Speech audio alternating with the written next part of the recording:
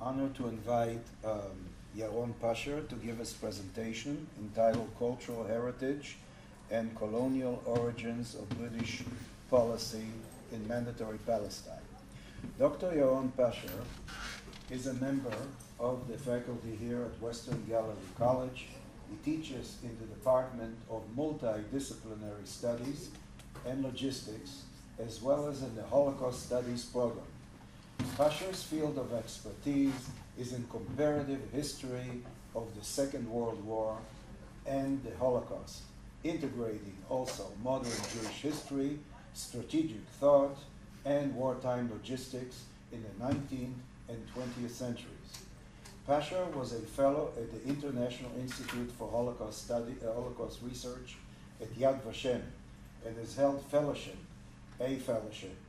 with the Claims Conference for several years. His book, entitled Holocaust versus Wehrmacht, How Hitler's Final Solution Undermined the German War Effort, was published with the University Press of Kansas in 2015. He is currently working on the second book about Albert Ganzenmüller and the Reichsbahn, and co-editing a special volume commemorating 80 years to the German invasion of the Soviet Union, to be published with the University Press of Kansas Modern War Study Series, and it is due in spring 2023. Dr. Pasher, please. Thank you very much, Professor. Okay, so I'll be speaking today about cultural heritage and colonial origins of British policy in Mandatory Palestine. So, I bet you're wondering what I'm going to talk about, so I'll just begin.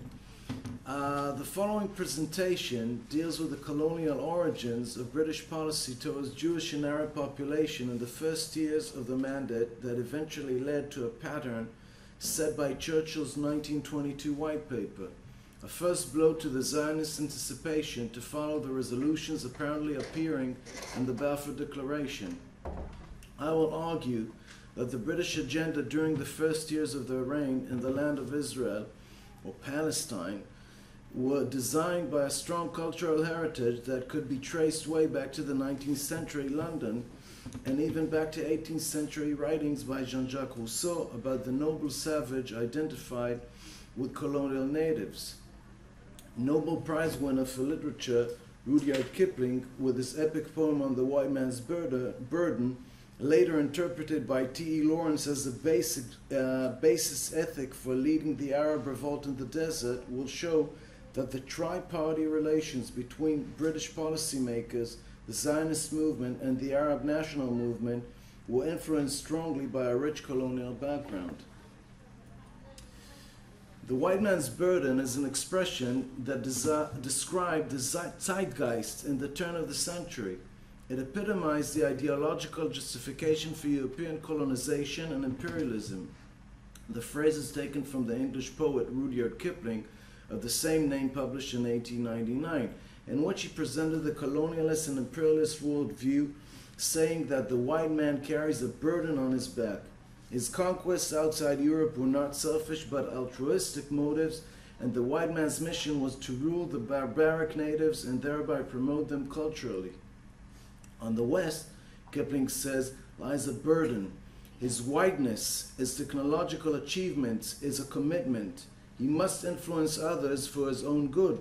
A fair examination of colonialism, especially of the British breed, must take into account, alongside the exploitation that has indeed taken place, also the blessing that the white man brought to the ends of the earth and the price he had to pay for it.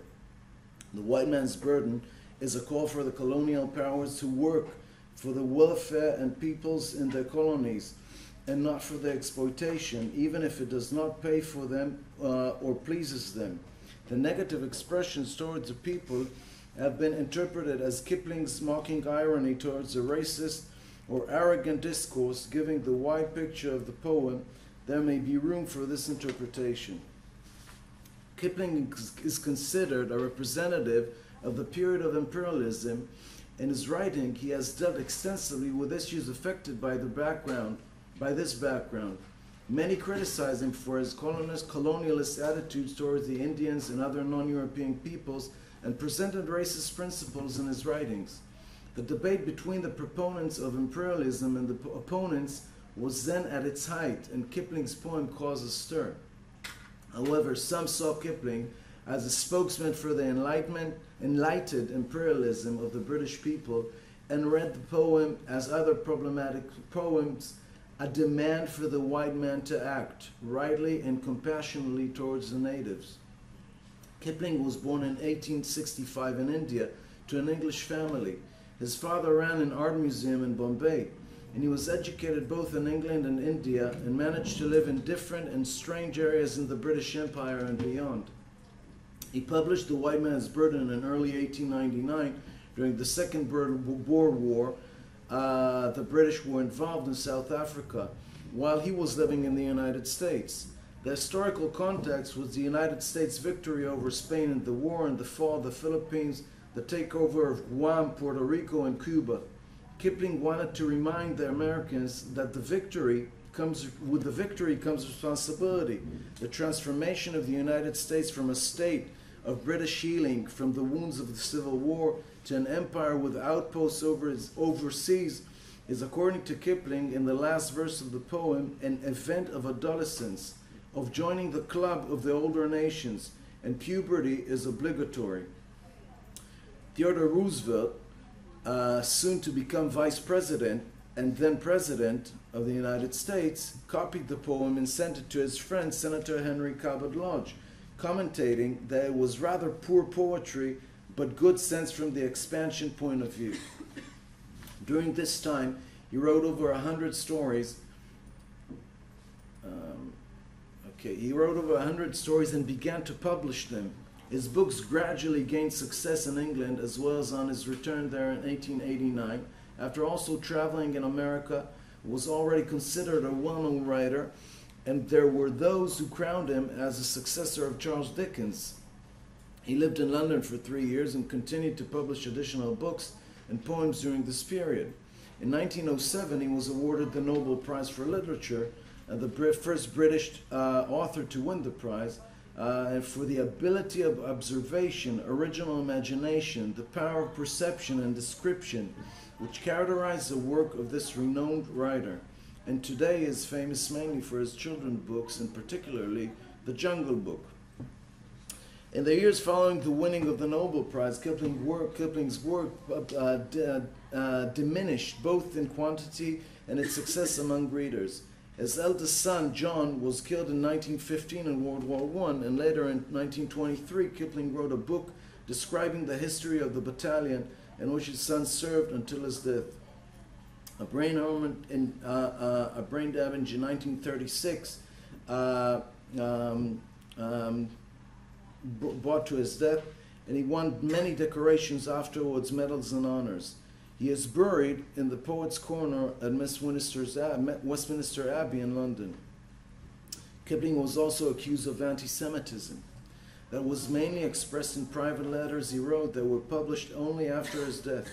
During his visit to Mandatory Palestine in 1921, for example, he sent a letter to his daughter Elsie, in which he wrote, among other things, "My dear, there are many low races, but the Jew, when he is in Mass at his birthplace, is the most despicable of them all." Later in the letter, Kipling described his daughter, the Western Wall, and the words, "The father and mother of the stench live near the wall of tears of the Jews, which we visited after visiting Temple Mount and the charming Omar Mosque." In the 1930s, Kipling warned, "Israel is a race, leave alone it abets disorder." This injunction does not, of course, allude to the state of Israel, but to the dispersed people living worldwide as part and yet apart from the large societies subjected to violence, persecution, and civic discrimination, and by that time in imminent grave danger from ascendant tendencies within some communities. Kipling's construction of the Jew was more complex. This rehearsed a notion of the Jew as agent of international finance, capitalism, and hence inimical to industrial capital and landed middle classes. It borrowed from anti-Semitic literature the figure of the Jew as bearer of social upheaval and revolution, and it alluded to the contaminating, all too visible presence of poor Eastern European immigrants settled in Europe and North America.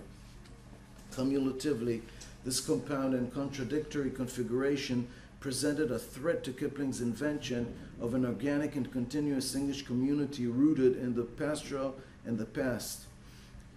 Interestingly, whereas Kipling's early writings had moved empire from the margins of English fiction to its center, in the English stories empire receded to become the absent condition of an authentic local Englishness.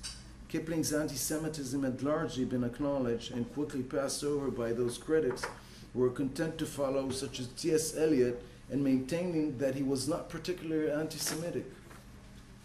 In 1915, military intelligence officers realized that with the Arab support and assistance, they could destabilize the Ottoman Empire from within.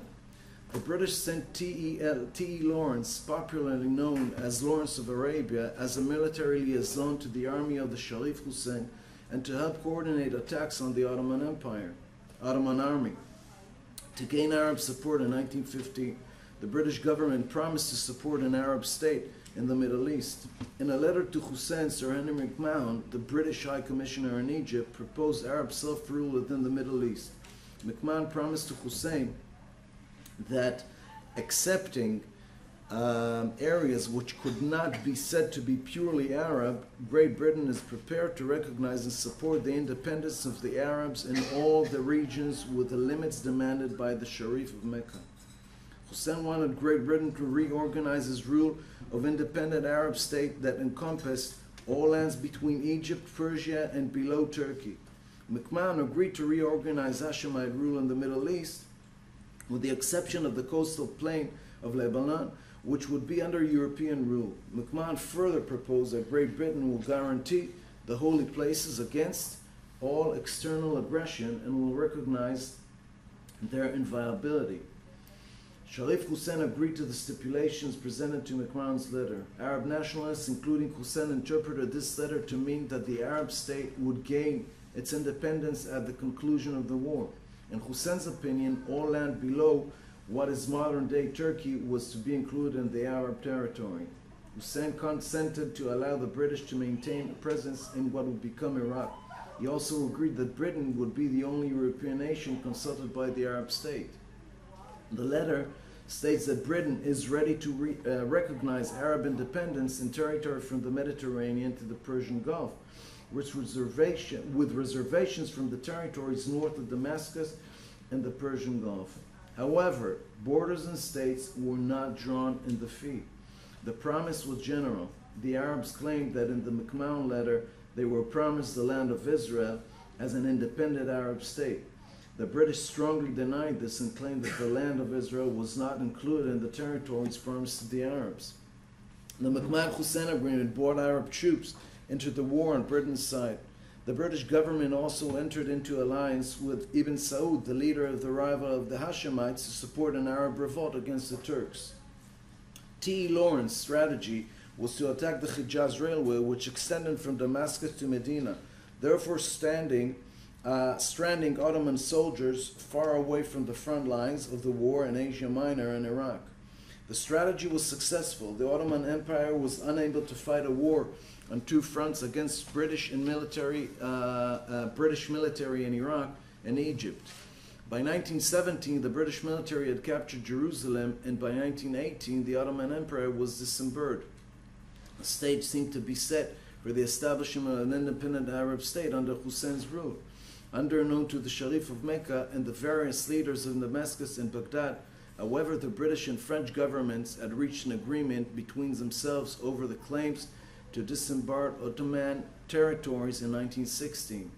Under the orders of the Secretary of War, Lord Kitchener, two civil servants, Lieutenant Colonel Mark Sykes, Under Secretary of the War Cabinet, concerned with Near Eastern affairs, and French diplomat Georges Picot, agreed the British and French Empire would divide the Middle East into respective spheres of control and influences.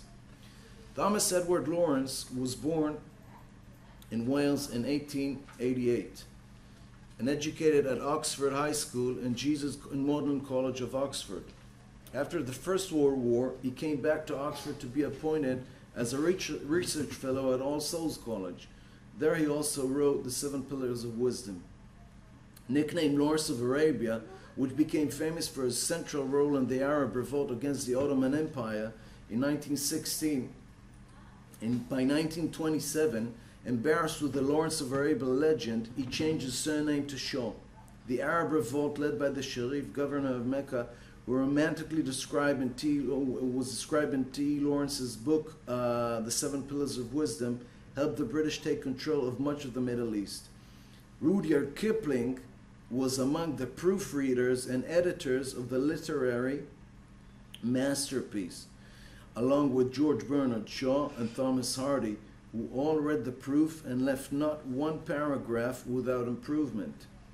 At the age of 29, Lawrence was appointed commander of a secret combat unit which was sent by the British governments during the First World War to aid the Arab uprising against the Turks. At the head of the revolt was Hussein ibn Ali, king of Hijaz and the Arabian Peninsula, appointed by the Turks as governor of Mecca, with the help of Lawrence, Hussein's army under his son Faisal fought against the Turks. Lawrence served in the headquarters of the General Wingate, and in 1918 served under General Allenby, whose armies took over Palestine and Syria. The forces under his command carried out daring raids and conquests on strategic targets along the Hijazi Railway in the Arabian Peninsula and other transport hubs in the Middle East, using hit-and-run methods.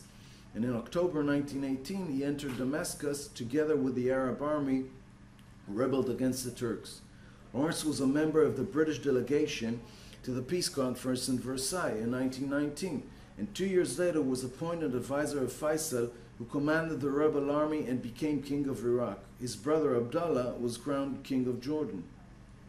Wars endowed with the quality of military man and statesman, Lawrence served as the liaison in an agreement reached in 1919 between Faisal and Chaim Weizmann, the then president of the Zionist organization.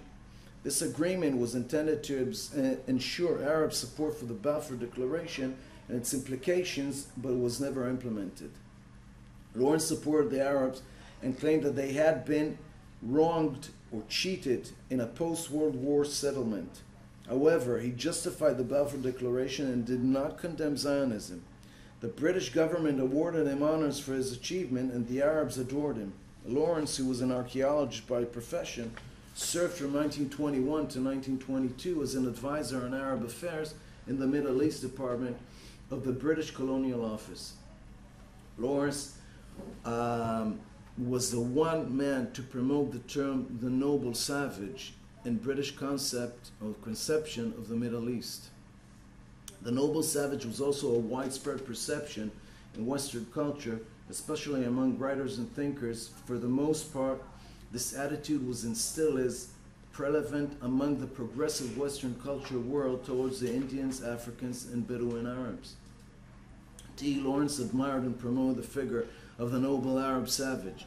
The rhetoric of the noble savage, the son of the desert, was prevalent mainly among some of the British intelligentsia, such as Lawrence and many of the British officers at the time, many who also spoke Arabic, and Lawrence among them. The noble savage was a concept that was common in Europe and America towards tribes and indigenous groups of the time.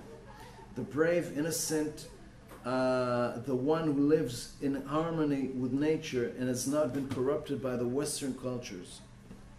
The term the noble savage began to appear in Western culture at the time the discovery of America in a discourse about the encounter with the native Indians. The natives were described as wild creatures with innocence and inner purity and good and direct relationship with nature. The term was in 1672 in the play Conquest of Granada by John Dryden. Nevertheless, some wrongly attribute it to the father of the idealization and romanticization of human nature, namely Jean-Jacques Rousseau, a writer, educator, and French political philosopher, one of the most famous in the 18th century.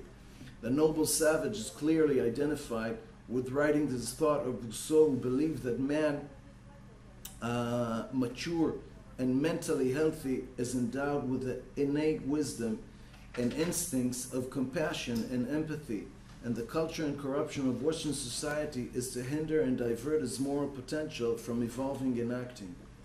Deep down we have an intuition that is familiar to the 18th century French thinker Rousseau, and Rousseau's opinion was that man was naturally good from his youth, and the only reason it did not remain so was a culture which corrupted his original morality and corrupted it. Rousseau, of course, is not alone. His ideas are part of the romance and sentimentalism that swept the 18th century, culminating in the idea of the noble savage, a phrase that Charles Dickens became a popular lingua franca in article of the same name from 1853. Dickens attacked the article and the idea later called primitivism, according to which the savage was in fact superior to the West, also morally, and even lamented a year later that where are righteous people who in their strange inconsistency attribute to every child born to culture all the innate corruptions, and for every child born into the forest and the wild spaces all the innate virtues. Since 1916, Lloyd George and Lord Balfour, have been in power. As Protestants educated on the biblical heritage, they showed great sympathy for Zionism and saw it as a first-rate national vision and challenge. British interest in the Balfour Declaration were various. They were very keen in the Suez Canal area and the short way to India, the diamond of the crown. A British desire to renounce previous commitments to the Arabs in the McMahon-Hussein Correspondence in 1915 and to the French in the Sykes-Picot Agreement of 1916. They wanted to be portrayed as an enlightened occupier, a British fear of losing legitimacy for power in the land of Israel if it annexes the territory. A British aspiration to create sympathetic public opinion for all its interests was also part of the Balfour Declaration agenda. Lawrence refers to the conquest of the Holy Land as follows, quote, "Later came urgent orders for me to go up at once to Palestine by air. Crown flew to me to Suez. Thence I went up to Allenby's headquarters beyond Gaza. He was so full of victories that my short statement that we had failed to carry our Yarmouk bridge was sufficient, and the miserable details of failure could remain concealed.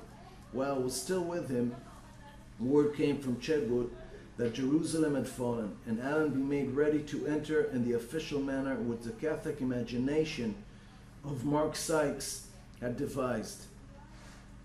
It was good enough, although I had done nothing for the success, to let Clayton take me along as a staff officer for the day, so that I had the gauds of my appointment in the ceremony of the Jaffa Gate, which for me was the supreme moment of the war."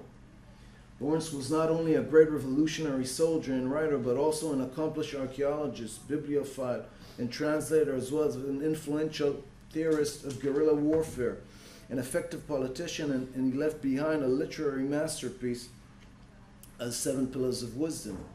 The military theorist and innovator of armed warfare, historian Basil Littlehart, wrote of Lawrence, Captain T. Lawrence, steeped in history and theory of warfare. He had the elasticity of mind to adapt his knowledge to irregular conditions and the magnetic personality to combine the Arabs' least shower of sparks into firm flame which consumed the Turkish resources. Although continually and bitterly ashamed that the Arabs had risen in revolt against the Turks as a result of a fraudulent British promise of self-rule, Lawrence led them in a triumphant campaign which revolutionized the art of war, according to Littlehart.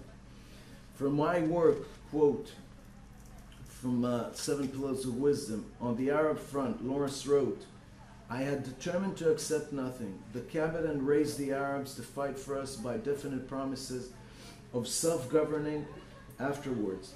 Arabs believe in persons, not in institutions. They saw in me a free agent of the British government and demanded from me an endorsement of its written promises. So I had to join the conspiracy, and for what my words was worth, assured the men of their reward. In our 2 years' partnership under fire, they grew accustomed to believing me, to think my government like myself sincere.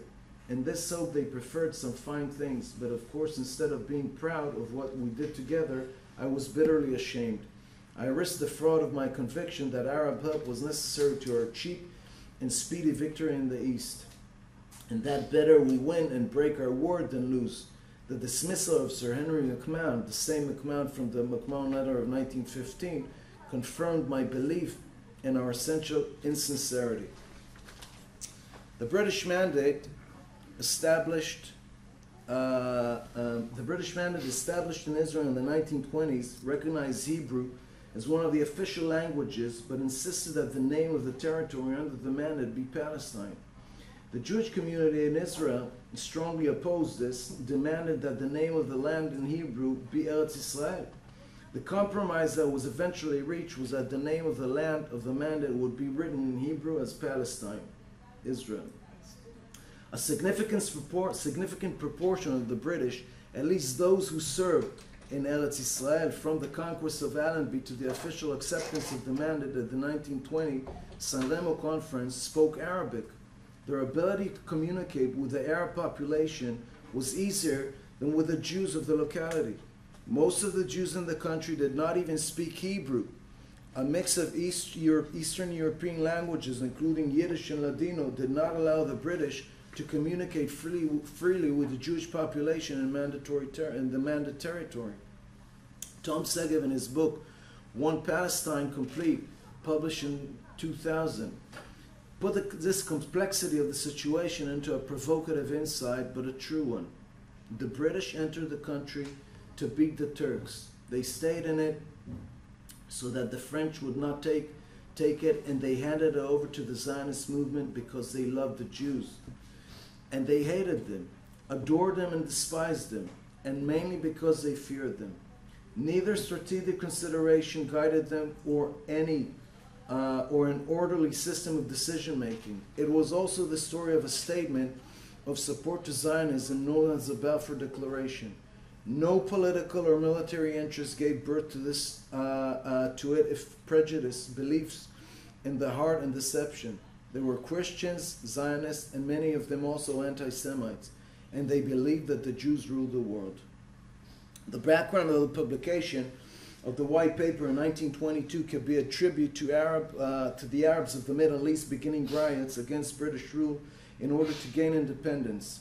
The British were forced to send an army to the areas of unrest. Colonial Minister Winston Churchill set out to visit the Middle East with a view to taking a closer look at the situation and making suggestions. Churchill sought to create a new comprehensive plan for the Middle East, according to which Faisal would rule Iraq, East Israel across the Jordan, and will be handed over the Abdullah Faisal's brother to reassure, and East Jordan will be handed to Abdullah's brother, Faisal's brother, to reassure Middle Eastern Arabs. Churchill visited Palestine and met with the Arab population. The Arabs demanded that Churchill repeal the Balfour Declaration, stop the Aliyah, and establish a national government in the land of Israel, which would be elected by the residents of the country who had lived there before the war. Churchill refused to comply with the Arab demands, although he tried to appease the Arabs. He was also in the opinion that the Balfour Declaration should be implemented and that a national home should be established for the Jews. In 1922, Winston Churchill was carrying by himself a heavy burden on his shoulder. The Battle of Gallipoli in 1915, of which he was seen responsible for as First Lord of Admiralty, became a slaughter and quickly morphed into a stalemate just as bloody, just as pointless as that on the Western Front of the war on French territory. In the first month after the storming the peninsula at Gallipoli in the Dardanelles, the Allies lost 45,000 men. The ill-fated Gallipoli campaign lasted 9 months before the evacuation of the last Allied troops in January 1916.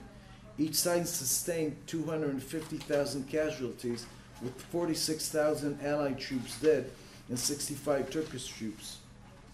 The invasion had been scuttled by incompetence and hesitancy by military commanders, but fairly or unfairly, Churchill was a scapegoat.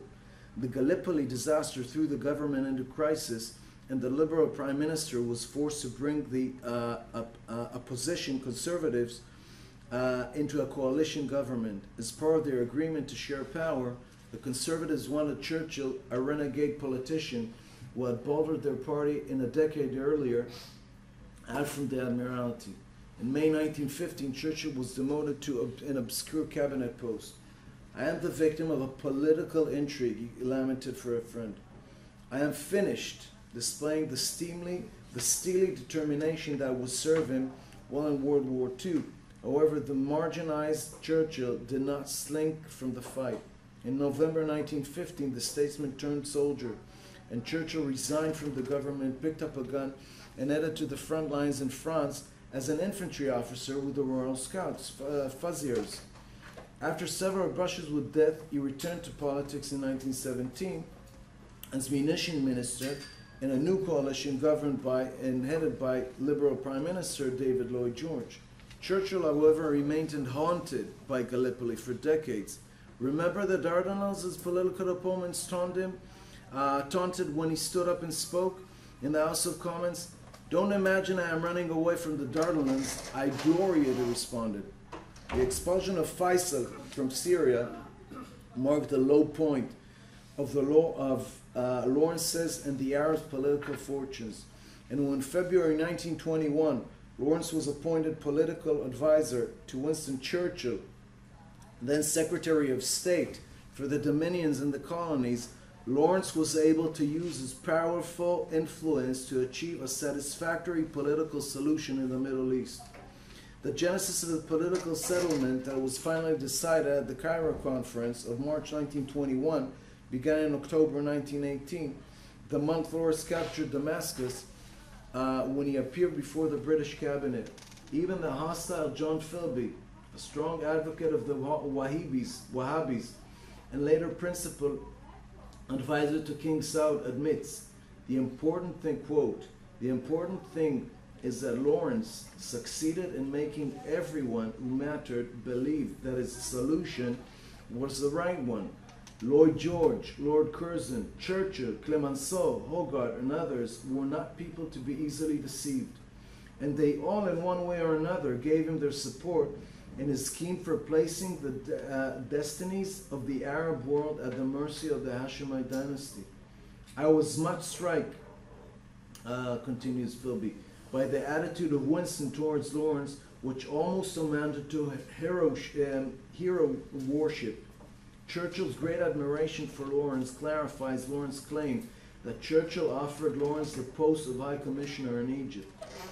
With this attitude and fear of losing the Pax Romana, the Roman peace so identified with British notion of how to rule an empire by keeping its provinces peacefully stable, the 1922 White Paper came to be an unprecedented British declaration. The White Paper sets out a number of principles. I'm just about to finish. Britain will not deviate from its commitment to establish a national home for the Jews, since the Jews live in the country by right and not by grace. However, the Arabs have nothing to fear, as Britain recognizes their rights and will ensure that not all of Israel becomes national home, but only a part of it. The second one, Jewish immigration to Palestine will be conditional on the economic absorption capacity of Palestine, so that a large number of immigrants will not become a burden on the residents. And third, the eastern part of Israel, which had hitherto been part of the British Mandate in Israel, was torn from Western Israel and became the Transjordan, an Arab state under Abdullah. Churchill did so both because he wanted to keep the promise made to Hussein, the Arab leader in the Arabian Peninsula in 1915, of handing over eastern Israel to his son Abdullah, and because he sought to block the idea of Greater Syria at the expense of the Transjordan. T.E. Lawrence's fingerprint file were clearly all over the Churchill's White Paper. The White Paper of 1922, I'm concluding. did confirm the implementation of the Balfour Declaration and established the rights of the Jews to reside in their country by right and not by grace. However, restricting immigration would create a dangerous precedent for the next mandate governments who would look for a convenient excuse to curb immigration. The Arabs of the land of Israel and Palestine, for their part, have learned a great lesson. Bloody events are a good reason to stop or slow down Jewish immigration. In the 1920s and 1930s, the Arabs' opposition to the Zionist enterprise in Israel increased. From then on, the resistance would be violent in the nature and would affect British policy. In 1922, with the issue of the Churchill White Paper, the British government committed itself to assuming the responsibilities of the Balfour Declaration and create a binational state in the mandated territory of Palestine. However, this unprecedented pattern made way to a situation that by 1939, the British, represented by the Mandatory Authority, found themselves trapped between a Zionist movement itself torn between two competing factions and an Arab nationalist movement whose leadership had collapsed. Thank you.